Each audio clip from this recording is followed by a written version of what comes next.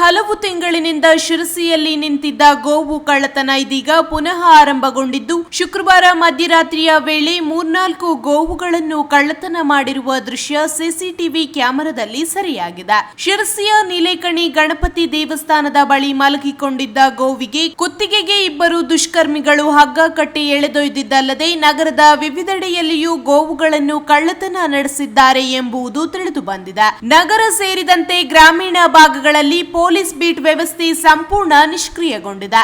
ಕಳೆದ 2 ವರ್ಷದ ಹಿಂದೆ ಟಿಎಸ್ಎಸ್ ಸಂಸ್ಥೆಯು ನಗರ ಹಾಗೂ ಗ್ರಾಮೀಣ ಭಾಗಗಳಲ್ಲಿ ಪೊಲೀಸರು ರಾತ್ರಿ ಗಸ್ತು ತಿರುಗಲು ಶಿರಸಿ ಪೊಲೀಸ್ ವೃತ್ತ ನಿರೀಕ್ಷಕರಿಗೆ ಕಚೇರಿಗೆ ಬುಲೆರೋ ವಾಹನ ನೀಡಿತ್ತು. ಆದರೆ ಆ ವಾಹನವನ್ನು ಗಸ್ತು ತಿರುಗುವಿಕೆಗೆ ಬಳಸಿಕೊಳ್ಳದೆ ಗಣ್ಯ ವ್ಯಕ್ತಿಗಳ ಬೆಂಗಾವಲಿಗೆ ಬಳಸಿಕೊಳ್ಳಲಾಗುತ್ತಿದೆ ಎಂಬ ಆರೋಪ ಕೇಳಿಬಂದಿದೆ.